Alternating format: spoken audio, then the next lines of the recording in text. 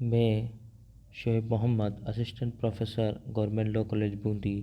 आज हम बात करेंगे मुस्लिम लॉ के एक topic, distinction between void, irregular and valid marriages, यानी कि शून्य, अनियमित और मान्य विवाहों में क्या भेद है, क्या अंतर है, उसकी चर्चा करेंगे।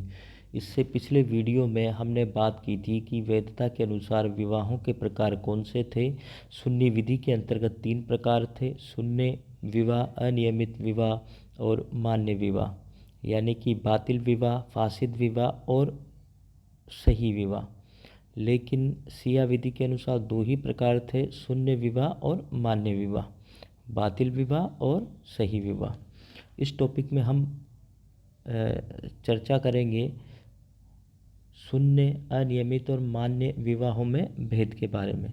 तो सबसे पहले हम बात करते हैं distinction between void and irregular marriages, यानी कि शून्य एवं अनियमित विवाह में क्या अंतर होते हैं।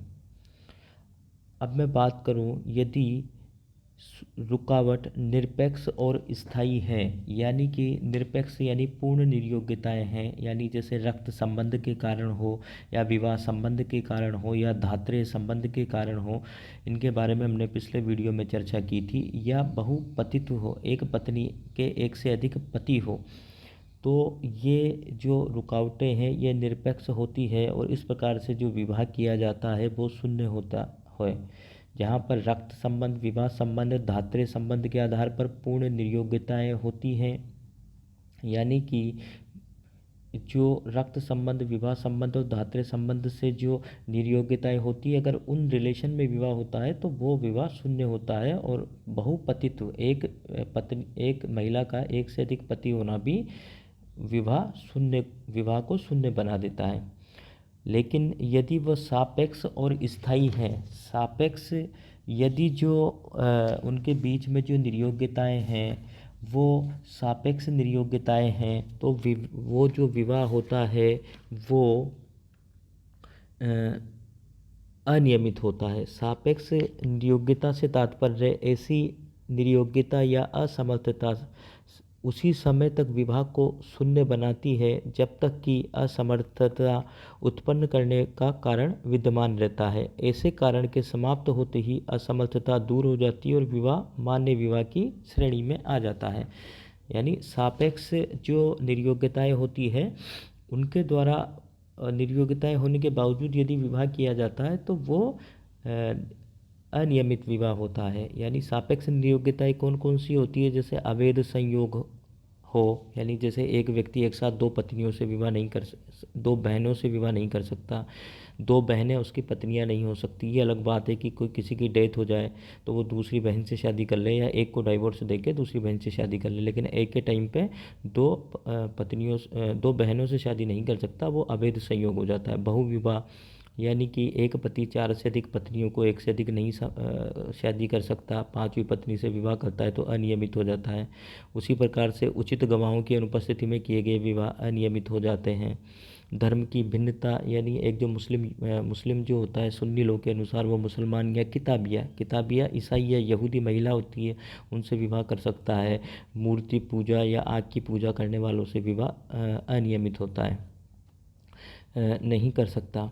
और इद्दत की अवधि बिताई हुई स्त्री से विवाह जो किया इद्दत की अवधि के अंतर अगर विवाह किया जाता है तो वो भी कौन सा होता है, वो भी सापेक्ष निर्योग्यता होती है। तो इस प्रकार से जो निरपेक्ष निर्योग्यताओं के द्वारा जो विवाह जो होता है वो शून्य होता है और सापेक्ष निर्योग्यताओं के द्वारा जो विवाह होता है वो अनियमित होता है। शून्य विवाहों में रुकावट कभी भी दूर नहीं की जा सकती, अर्थात शून्य विवाह प्रारंभ से ही शून्य होता है। यानी शून्य विवाह जो होता है वो उसकी रुकावट को बाद में, ऐसा नहीं है कि विवाह होने के बाद उसमें दुरुस्त किया जा सके, क्योंकि उसकी जो कंडीशंस होती है वो रक्त संबंध के आधार पर वहाँ पे आपको पूर्ण निर्योग्यता है, विवाह संबंध के आधार पर पूर्ण निर्योग्यता है, धात्रेय संबंध के आधार पर आपकी पूर्ण निर्योग्यता है। या एक पत्नी का बहुपति रखना या एक से ज़्यादा पति रखना भी पूर्ण निर्योग्यता है। तो इनको बाद में दुरुस्त नहीं किया जा सकता। रक्त संबंध जिन रिलेशंस में शादी नहीं कर सकता एक पुरुष और स्त्री, तो वहाँ पर इन कमियों को बाद में भी, रुकावटों को बाद में भी दूर नहीं किया जा सकता। ऐसे जो विवाह होते हैं वो प्रारंभ से ही शून्य होते हैं, वॉइड एब इनिशियो होते हैं और कभी भी मान्य नहीं हो सकते। परंतु जो अनियमित विवाह में निषेध जो होता है वो सापेक्ष होते हैं, इसलिए विवाह की रुकावट दूर हो जाने पर विवाह मान्य हो जाता है। जैसे अवैध संयोग है, एक व्यक्ति दो बहनों से एक साथ शादी नहीं कर सकता, लेकिन एक की मृत्यु हो जाती है तो वो दूसरी से शादी कर सकता है। बहुविवाह में है, 4 पत्नियां हैं, पांचवी से शादी नहीं कर सकता, लेकिन चौथी पत्नी की अगर डेथ हो जाती है या डाइवोर्स दे देता है चौथी को, तो पांचवी से विवाह मान्य हो जाता है उसका। और उसी प्रकार से इद्दत की अवधि में बिताई हुई स्त्री से विवाह जो होता है वो अनियमित होता है, इद्दत की अवधि के बाद मान्य हो जाता है। इसी प्रकार से ये इसमें अंतर है। तो परंतु अनियमित विवाह में निषेध जो होते हैं, निर्योग्यताएं जो होती है, वो निषेध जो होते हैं वो सापेक्ष होते हैं, इसलिए विवाह की रुकावट दूर हो जाने पर विवाह मान्य हो जाता है। अगला जो अंतर है शून्य विवाह और अनियमित विवाह में, वो है शून्य विवाह पति पत्नी के बीच किन्हीं वैधानिक अधिकारों या दायित्वों का सर्जन नहीं करता। यानी शून्य विवाह से पति पत्नी के बीच में किसी भी प्रकार के अधिकार उत्पन्न नहीं होते, ना ही दायित्व उत्पन्न होते हैं। पति का पत्नी के ऊपर, पत्नी का पति के ऊपर किसी प्रकार के ना तो अधिकारों का सर्जन होता है, ना ही किसी प्रकार के दायित्वों का सर्जन होता है। यानी शून्य विवाह से राइट्स एंड ड्यूटीज जो होती है वो उत्पन्न नहीं होती है एक दूसरे के प्रति। परंतु अनियमित विवाह के यदि उसने पूर्णावस्था प्राप्त कर ली है, कुछ वैधानिक परिणाम होते हैं। बट जो अनियमित विवाह होता है इनवैलिड होता है, इनवैलिड विवाह जो होता है या इर्रेगुलर विवाह भी उसे कहते हैं, उस विवाह वो विवाह अगर पूर्णावस्था को प्राप्त हो जाता है, यदि पति और पत्नी के बीच में समागम हो जाता है, तो वहाँ पर कुछ लीगल राइट्स, वैधानिक परिणाम उसके उत्पन्न होते हैं। या ऐसे जो पूर्णावस्था को ऐसा अनियमित विवाह अगर प्राप्त हो जाता है तो उसके कुछ वैधानिक परिणाम निकल कर सामने आते हैं। अगला अंतर है शून्य विवाह में समागम अवैध है। शून्य विवाह के अंदर जो समागम होता है पति पत्नी के बीच में वो अवैध होता है, उसको जिना कहा जाता है और उसकी संतान अवैध होती है और उसकी जो संतान उत्पन्न होती है वो अवैध होती है। लेकिन अनियमित विवाह में संतान वैध होती है, यानी अनियमित विवाह होता है और पति पत्नी के बीच में समागम हो जाता है और उससे जो उत्पन्न जो संतान होती है वो वैध होती है, लीगल होती है, मान्य होती है। यानी कि हमने बात की कि शून्य और अनियमित विवाह के अंतर्गत कौन कौन से जो मुख्य अंतर हैं उनके बारे में हमने चर्चा की। शॉर्ट में मैं बात करूं तो शून्य विवाह और अनियमित विवाह के अंतर्गत, शून्य विवाह के अंदर विवाह पूर्ण निषेध या अयोग्यताओं के परिणाम स्वरूप किया जाता है। यहाँ पर जो निषेधता होती है वो पूर्ण होती है या निर्योग्यता पूर्ण होती है और अनियमित विवाह में सापेक्ष अयोग्यताओं का अध्ययन करते हुए विवाह किया जाता है। शून्य विवाह प्रारंभ से ही शून्य होता है तथा वैध विवाह में परिवर्तन नहीं किया जा सकता, जबकि अनियमित विवाहों का वैध विवाह में परिवर्तन किया जा सकता है। शून्य विवाह पति पत्नी के मध्य वैवाहिक दायित्वों का सर्जन नहीं होता, जबकि अनियमित विवाह में विवाह समागम के पश्चात पति पत्नी के मध्य वैवाहिक अधिकार तथा दायित्वों का सर्जन हो जाता है, यदि अनियमित विवाह में पति पत्नी के बीच में समागम हो चुका है तो। शून्य विवाह से उत्पन्न संतान अवैध होती है, लेकिन अनियमित विवाह से उत्पन्न संतानें वैध होती है। इस प्रकार से ये हमने अंतर के बारे में जाना कि शून्य विवाह और अनियमित विवाह में क्या अंतर होता है। अगला अंतर के बारे में हम बात करेंगे distinction between valid and invalid marriages, यानी मान्य और अनियमित विवाहों में क्या अंतर होता है। यानी कि मैं बात करता हूँ अनियमित विवाह के पक्षकार एक दूसरे से किसी भी समय अलग हो सकते हैं, यानी कि जो इर्रेगुलर मैरिज होती है उसमें जो पति पत्नी का जो पक्षकार होते हैं वो किसी भी समय एक दूसरे से अलग हो सकते हैं। विवाह विच्छेद की आवश्यकता नहीं है। मान्य विवाह के पक्षकार विवाह विच्छेद के बिना एक दूसरे से पृथक नहीं हो सकते हैं। मान्य विवाह जो होता है वहाँ पर तलाक देना पड़ता है या विवाह विच्छेद की जो प्रक्रिया होती है उसको पूरा करना पड़ता है, तब जाके वहाँ पे जो पति पत्नी जो हो सके वो पृथक हो सकते हैं, अलग हो सकते हैं। लेकिन अनियमित विवाह के अंदर पक्षकार किसी भी समय अलग हो सकते हैं। दूसरा जो महत्वपूर्ण अंतर है, अनियमित विवाह में समागम कर लेने पर भी पति या पत्नी उत्तराधिकार के अधिकारी नहीं होते, परंतु मान्य विवाह में उत्तराधिकार का अधिकार उत्पन्न हो जाता है। यानी अनियमित विवाह में कंजुमेशन होने पर भी, पति पत्नी के बीच में समागम होने पर भी पति या पत्नी उत्तराधिकार के अधिकारी नहीं होते। यानी पति का पत्नी पर और पत्नी का पति पर उत्तराधिकार का कोई अधिकार उत्पन्न नहीं होता अनियमित विवाह के अंतर्गत। लेकिन मान्य विवाह में उत्तराधिकार के अधिकार उत्पन्न हो जाते हैं। मान्य विवाह जो होता है वहाँ पर पति का पत्नी के ऊपर और पत्नी का पति के ऊपर जो उत्तराधिकार के जो अधिकार होते हैं वो उत्पन्न हो जाते हैं मान्य विवाह की स्थिति में। यानी कि मान्य विवाह के अंतर्गत और अनियमित विवाह के अंतर्गत जो अंतर है वो इस प्रकार से है। वेद विवाह शुरू से अंत तक वेद बना रहता है। यानी मान्य विवाह शुरू से अंत तक वेद होता है। अनियमित विवाह प्रारंभ में अवैध होता है, बाद में अवैधता के दूर होने पर वेद हो सकता है। जो अनियमित विवाह है वो प्रारंभ में तो अवैध होता है, लेकिन अगर उसकी अवैधता को दूर कर दिया जाता है, निर्योग्यता को, जो सापेक्ष निर्योग्यता होती है, अगर वो दूर हो जाती है तो विवाह जो होता है वो बाद में वैध हो सकता है।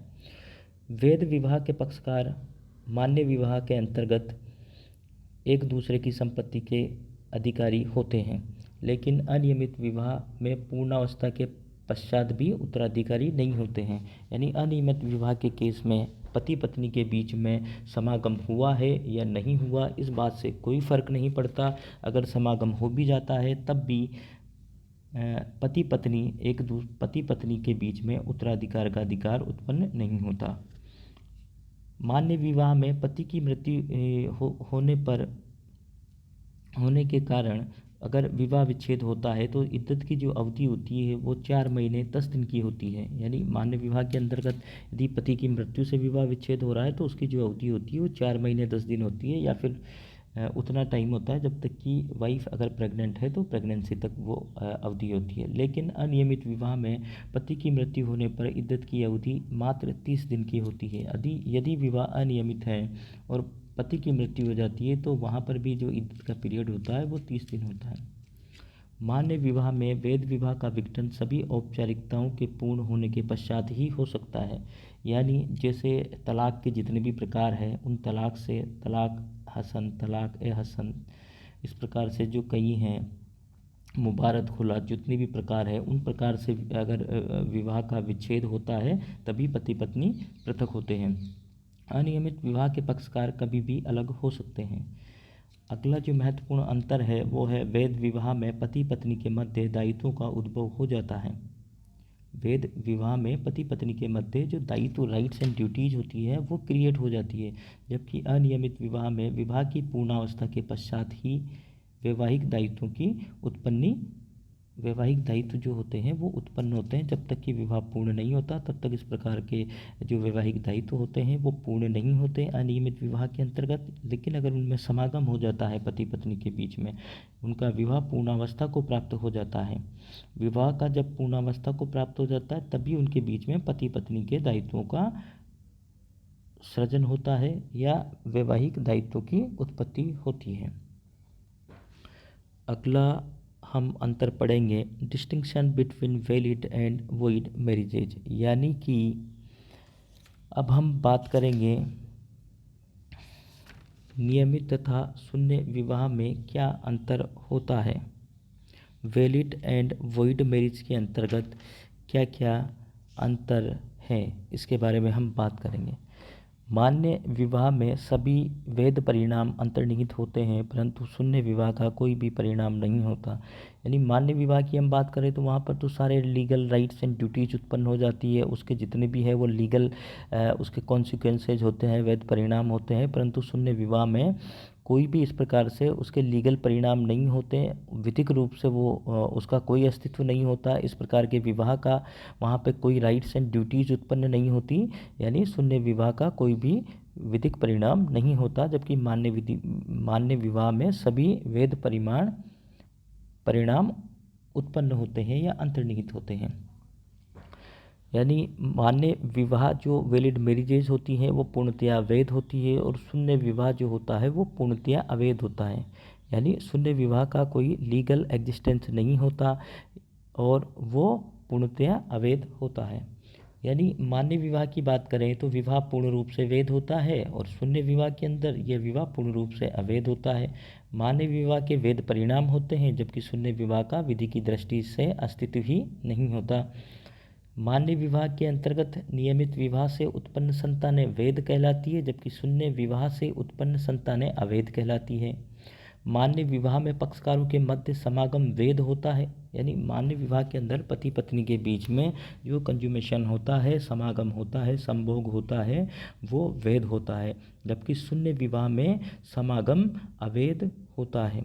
तो इस प्रकार से हमने शून्य विवाह और अनियमित विवाह में क्या अंतर होता है इसके बारे में जाना, मान्य विवाह अनियमित विवाह में क्या अंतर है उसके बारे में जाना, और नियमित विवाह और शून्य विवाह में क्या अंतर होता है उसके बारे में हमने आज चर्चा की है। धन्यवाद।